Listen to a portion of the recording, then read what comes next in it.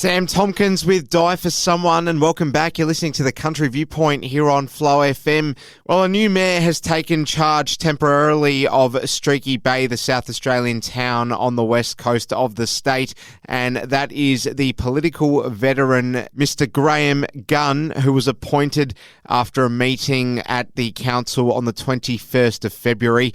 And this comes after the fiasco relating to mayors around South Australia who have been caught up in this declarations fiasco.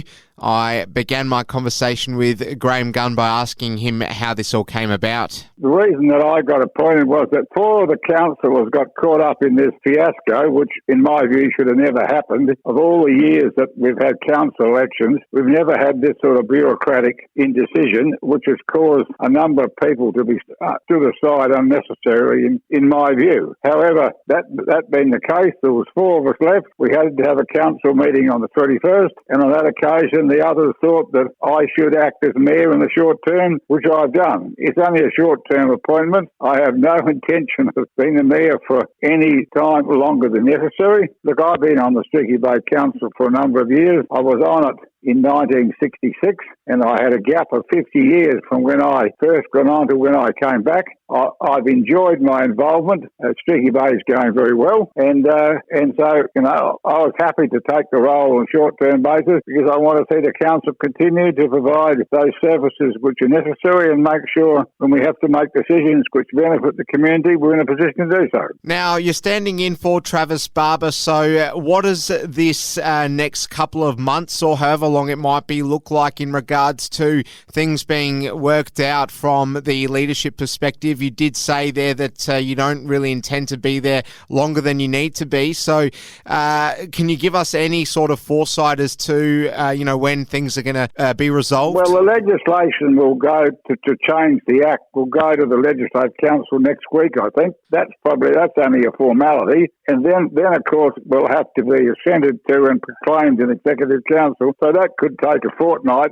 And after it becomes law, well, Travis will be reinstalled as mayor, and the other councillors will take their position, and the council will get back to normal. There's 8 people on the council in Streaky Bay, and so we'll get back to normal. The next council meeting's on the 3rd Tuesday in March, so I'm hopeful it's all fixed up by then, so as the council can proceed in a normal manner. Travis has done a good job as mayor, and I'm keen to see him take the position as soon as possible again. Well, it's a good opportunity for me to ask you about, what you sort of compare this fiasco to over the many decades that you spent in politics. Few have been in politics longer than yourself. I mean, how many times have you seen occurrences that are similar to this in any way? Well, no, I think this is a bureaucratic mix-up which should never have happened. You've got people that want to continue to look over the shoulder of elected officials, and this sort of indecision,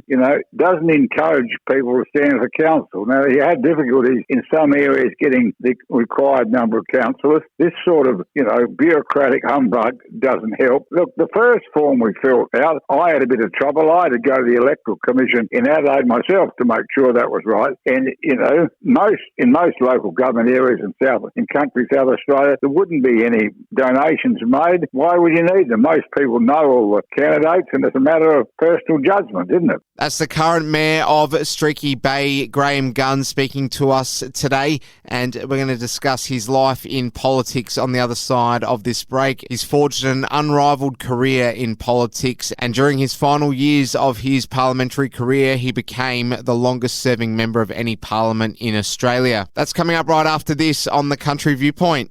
Pink with Never Not Gonna Dance Again, and welcome back. You're listening to the Country Viewpoint Thursday edition here on Flow FM, and recently I caught up with Graham Gunn, who's been installed as the temporary mayor of Streaky Bay, and I wanted to find out about what the near future holds for the newly installed interim mayor, so we'll go back to the chat I had earlier with Graham Gunn. I haven't seen the agenda for the next council meeting, but I was in Streaky Bay for a meeting. I've got some community forums coming up. There's one next Tuesday in Streaky Bay, which I'll attend. There's one at Poocher, and there's one at Wirrala, and there's one at Scales Bay. Well, I'll be attending some of those because I think it's important when the community is discussing the role and the direction of the council in their areas that at least some of the elected officials are there so they make sure that they are getting the correct information. So I've always believed that seeing it firsthand is the best way to make decisions. All right, well, I want to switch the focus to your background. Like I said before, you served in politics for a very large number of years.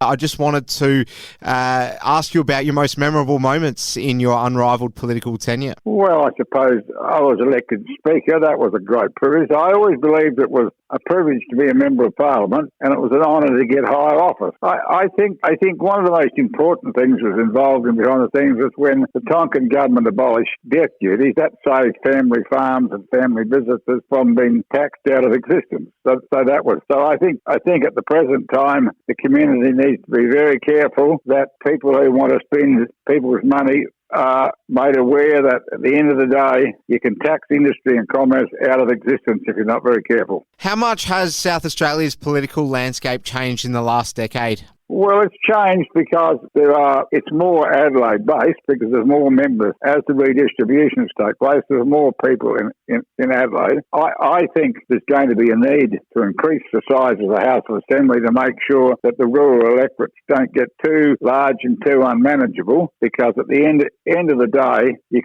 an individual member can only do so much. You have to have a lifestyle also, because you shouldn't overburden people. That's when they make mistakes. So I think there's been a change. The other thing is, I think you got to make sure that people have had life experiences before they go into Parliament. You don't want people to come from education facilities into ministerial or members of Parliament offices and suddenly get involved in Parliament itself. You want people that have done something in the real world, who understand how things operate and what the long-term effects are. Every time you change a law, you normally either help someone or affect someone. So you've got to be very careful to make sure you get the balance right, because at the end of the day, when people are confronted by the government or its agencies, they're at a disadvantage, and most people, are often nervous about standing up for themselves. Well, you say there that we need more and more high caliber people entering into political roles.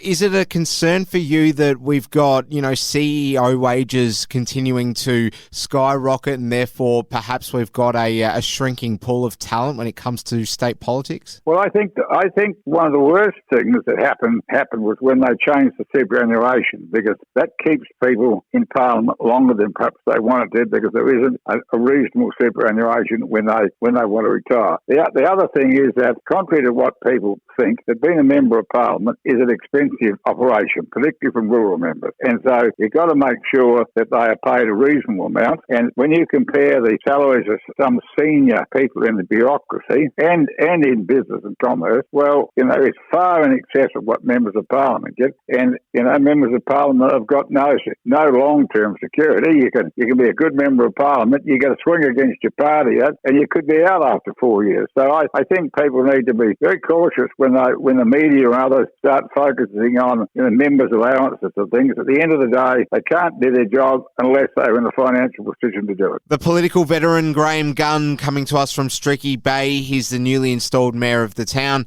and we'll certainly keep tabs on how that all unfolds over the coming weeks and months. Well, coming up after the break, we'll talk about regional businesses and the risks that some business owners are taking in the regions right now. That's coming your way right after this on the Country Viewpoint.